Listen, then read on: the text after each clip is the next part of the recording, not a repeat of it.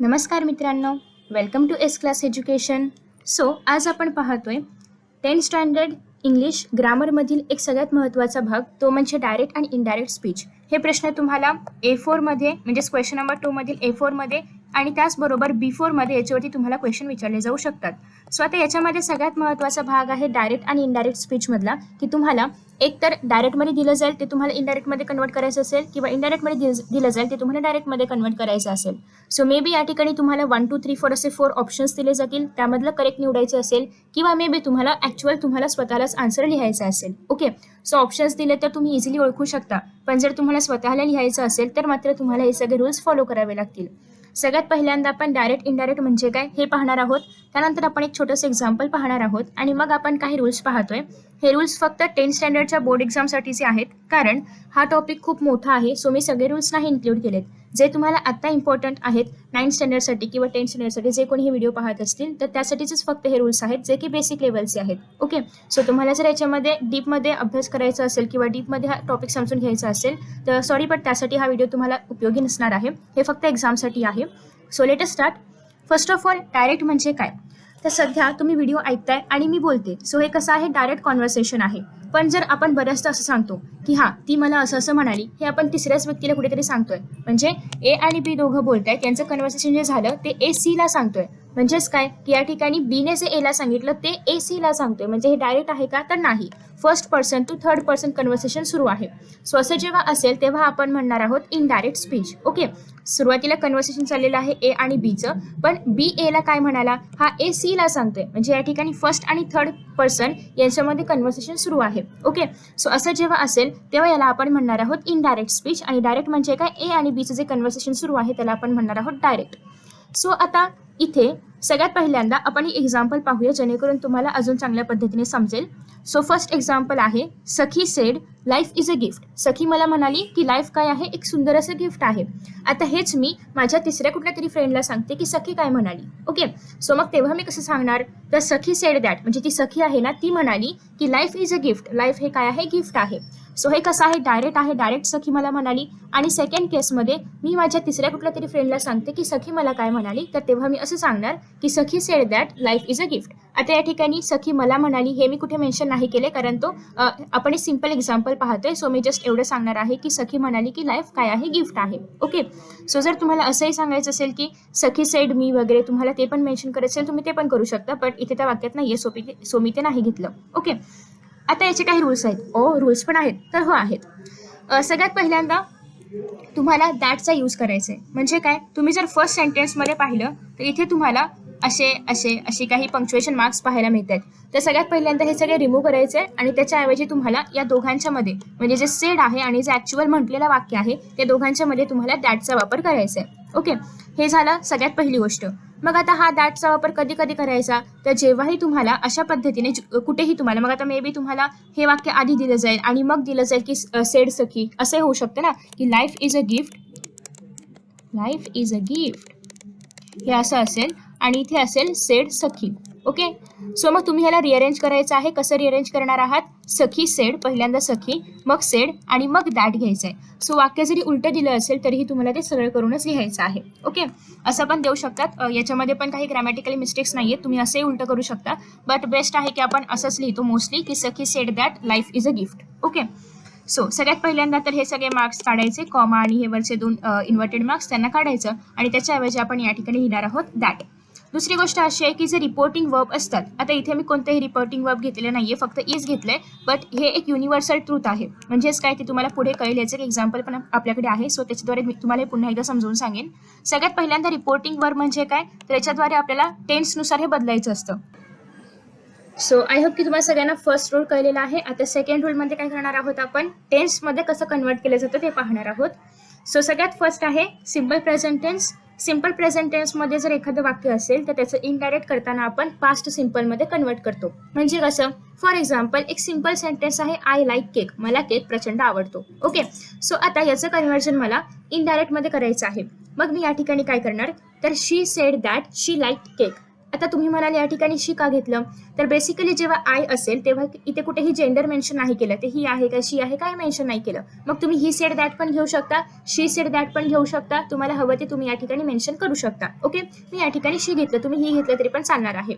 So आता तुम्ही म्हणाल या ठिकाणी कुठेही इन्व्हर्ट म्हणजे असे तुम्हाला कॉमा पाहायला नाही मिळत आहेत किंवा इथे कुठेही सेड शी सेड असं काही नाही मिळत आहे, मग आपण कसं कन्वर्ट करणार. तर बेसिकली प्रत्येक वाक्यामध्ये तुम्हाला इन्व्हर्टेड कॉमा पाहायला मिळतीलच असं काही नाहीये. मग जेव्हा त्या वाक्यामध्ये नसेल तेव्हा आपण समजून जायचं की हे कोणीतरी म्हटलेलं आहे, म्हणजे हे काय रिपोर्टिंग स्पीच हे कोणीतरी म्हटलेलं आहे. आता याला आपण रिपोर्टेडमध्ये कन्वर्ट करणार आहोत. मग आता sorry for the noise disturbance जर येत असेल आवाज तर. मग आता याला आपण कन्वर्ट करताना काय करणार आहोत, सगळ्यात पहिल्यांदा याच्यामध्ये वर्ब कोणता आहे, तर हा आहे सब्जेक्ट, हे आहे वर्ब, हा आहे आपला ऑब्जेक्ट. मग आता हे जे वर्ब आहे हे कोणत्या टेन्समध्ये आहे, याला पुढे ईडी लागले का, नाही लागले. याच्या आधी काही हॅज हॅड वगैरे असं काय लागले का, नाही लागले. म्हणजे याचा अर्थ हे कशामध्ये असणार आहे, सिम्पल प्रेझेंटमध्ये. सिम्पल. सो सिम्पल प्रेझेंटमध्ये जर एखादा वर्ब असेल तर याचं कन्वर्जन आपण सिम्पल पास्टमध्ये करणार आहोत. मग कसं करायचं ते तुम्हाला माहिती आहे, लाईट लाईट लाईट म्हणजे याचा अर्थ याचं जे फॉर्म येणार आहे थर्ड फॉर्म काय येणार आहे, लाईट येणार आहे. सो दॅट्स वाय या ठिकाणी आपण लाईटला करणार आहोत लाईट. बाकी आता मग बाकीचं कसं लिहायचं, तर शी मी या ठिकाणी घेतले, तुम्ही ही पण घेऊ शकता. शी sed. Okay, she sed.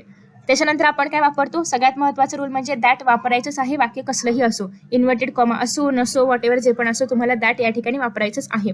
So she said that. मग काय म्हणाली ती, तर आय लाईक केक, तिला केक आवडतो असं नाही लिहायचं. आय लाईक केक, तुम्हाला या ठिकाणी आय लाईक केक असं नाही लिहायचंय.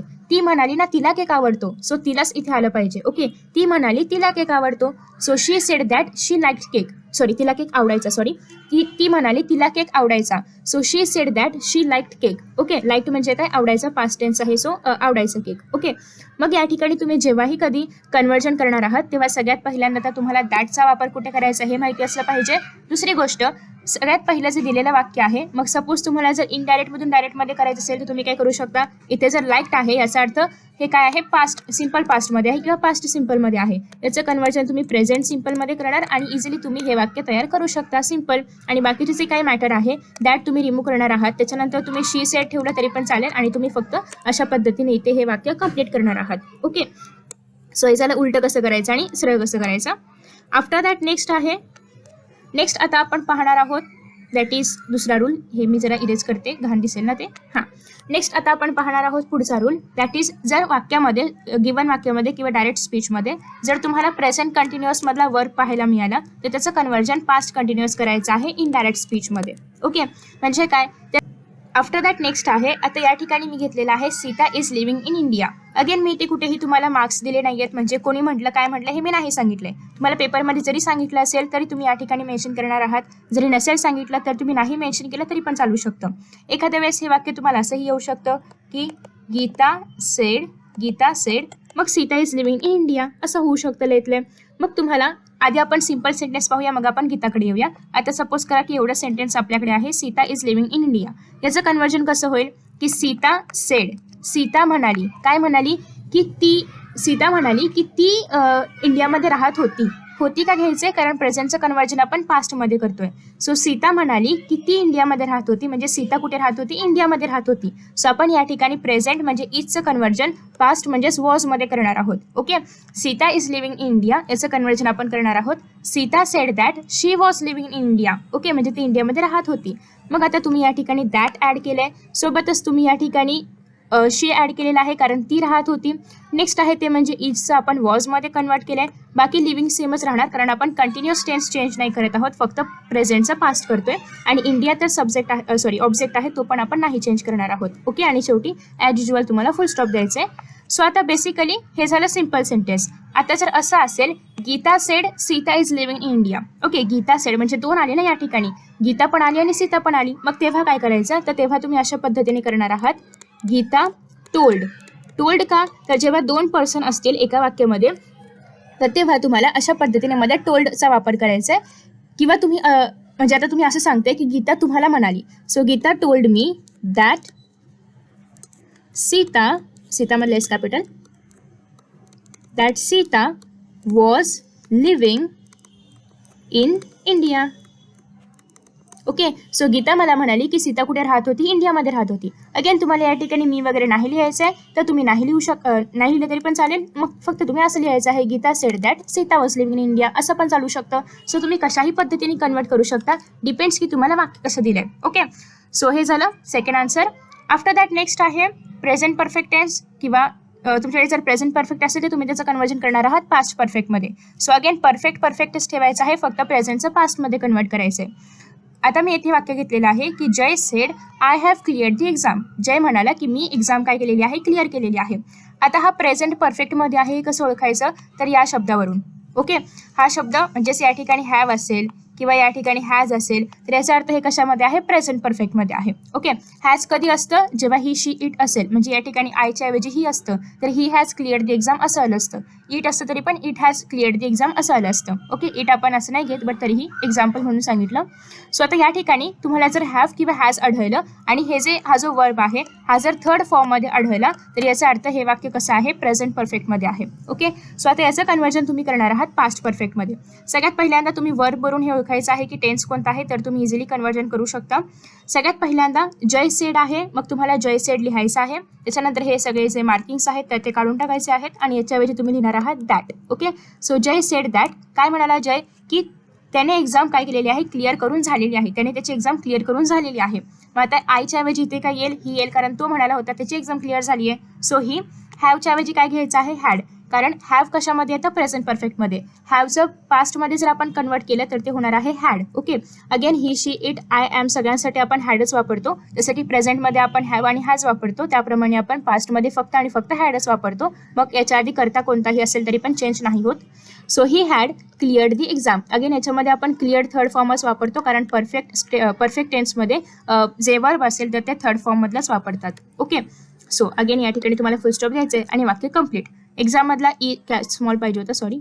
ओके. सो एक्झाममधला ई या ठिकाणी स्मॉल पाहिजे होता. So Jay said that he had cleared the exam आणि फुल स्टॉप. सिम्पल. बाकी तर तुम्हाला क्लिअर्ड दी एक्झाम वगैरे सेमच लिहायचं होतं, कारण टेन्स कोणता आहे? परफेक्ट आहे. आफ्टर दॅट नेक्स्ट आहे पास्ट सिम्पल किंवा पास्ट सिम्पल. जर तुमच्याकडे पास्ट सिम्पल असेल तर तुम्ही याचं कन्वर्जन पास्ट परफेक्टमध्ये करणार आहात. हे एक पॉईंट नोट करून ठेवा की जर पास्ट सिम्पल असेल तर कन्वर्जन तुम्ही पास्ट परफेक्टमध्ये करणार आहात. ओके. सो सगळ्यात पहिल्यांदा तर आपण हे पाहिलं की प्रेझेंट सिम्पल असेल तर पास्ट सिम्पलमध्ये कन्वर्जन करायचं. आता जर पास्ट सिम्पल असेल तर पास्ट परफेक्टमध्ये कन्वर्ट करायचं आहे.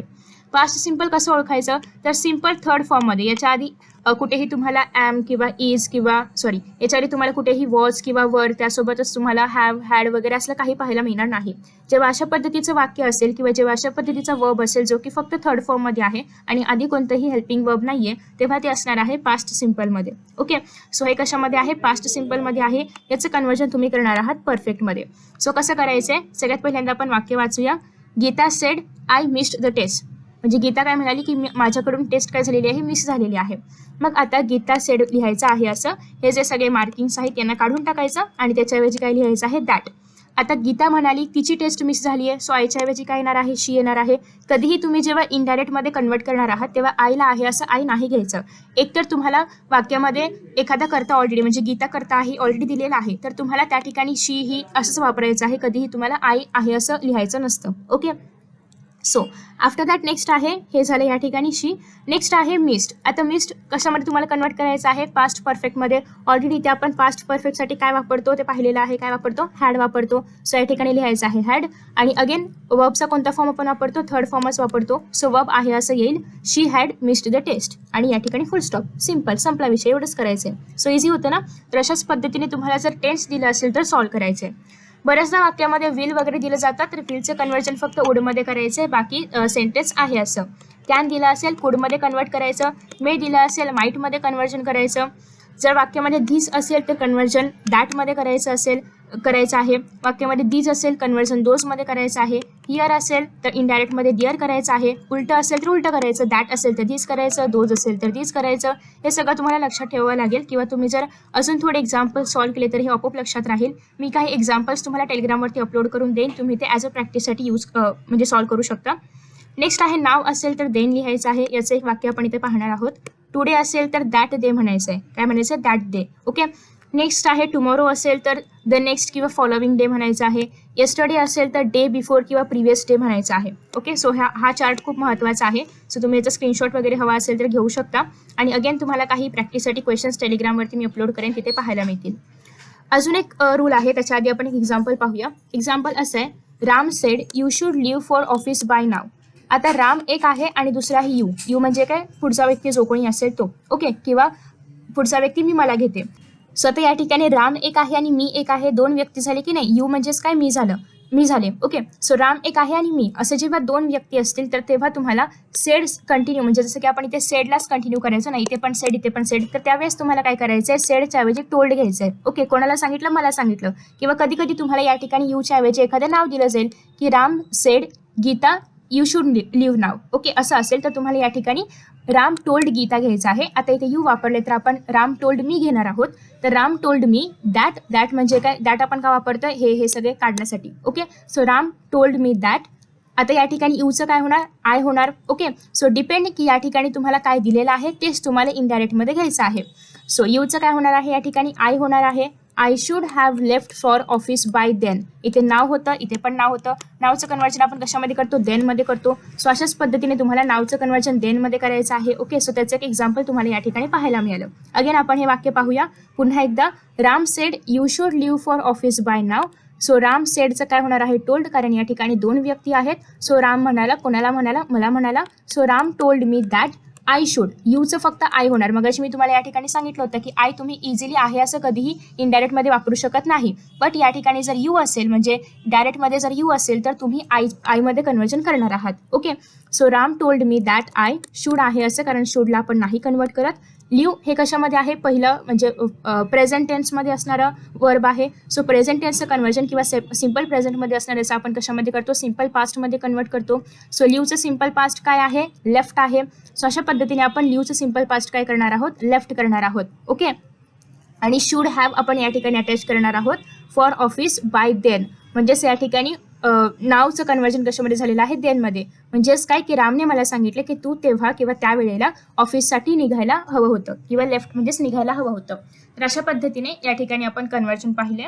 आफ्टर दॅट नेक्स्ट आहे युनिव्हर्सल ट्रूथ. युनिव्हर्सल ट्रूथ म्हणजे काय की जे होणारच आहे, त्रिकालावधीत सत्य ज्याला आपण म्हणतो की जे होणारच आहे किंवा जे ऑलरेडी पासूनच होत आलेलं आहे, तर अशा ज्या गोष्टी असतील तर तेव्हा आपण जे सेंटेन्स आहे, म्हणजे जे रिपोर्टिंग स्पीच आहे ते आपण बदलत नाही, ते आपण सेम ठेवतो. मग ते कुठल्याही टेन्समध्ये असो, आणि ते युजली सिम्पल प्रेझेंटमध्येच असतं, तर ते आपण बदलत नाही. For example, she said earth rotates around sun. आता हे कधी बदलेल का, तर नाही बदलणार. अराउंड द सन वगैरे ते मी नाही घेतले, बट अराउंड द सन घेऊया आपण. So she said earth rotates around the sun, म्हणजे ती काय म्हणाली की अर्थ सनच्या भोवती फिरणार आहे. आता अर्थ सनच्या भोवती काल पण फिरत होतं, आजही फिरते, उद्या पण अर्थ सनच्या भोवतीच फिरणार आहे. की असं होणार आहे उद्या अचानक सन अर्थच्या भोवती फिरणार आहे असं काय होईल का, तर नाही. म्हणजे हे पूर्ण किती जरी वर्ष लोटली किंवा आधी लोटली असतील तरीही हे सेम म्हणजे सत्यच राहणार आहे, हे बदलणार नाहीये. सो अशी जी काही वाक्य असतात किंवा ज्या ठिकाणी क्वालिटी मेन्शन केली असते, ज्या ठिकाणी जसं की आपण मगाशी पहिलं एक वाक्य पाहिलं की लाईफ इज अ गिफ्ट पाहिलं, तर या ठिकाणी पण आपण लाईफ वॉज अ गिफ्ट असं नाही सांगत आहे, लाईफ इज अ गिफ्ट सांगतोय. कारण कितीही काही झालं तरी लाईफ हे गिफ्ट आहे, म्हणजे हे एक असं एक स्टेटमेंट आहे, हे आपण बदलू नाही शकत. ओके, सो दॅट्स वाय असे जे काही स्टेटमेंट असतात त्यांचं आपण टेन्स वगैरे काही बदलत नाही, फक्त एवढंच करतो की सखी सेड हे तुम्हाला काढायचे आहेत, जे मार्किंग्स असतील ते किंवा पंक्च्युएशन मार्क आहे ते, त्याच्यावर दॅट लिहायचं आहे आणि तुम्हाला आहे असं सेंटेन्स कॉपी पेस्ट करायचं असतं.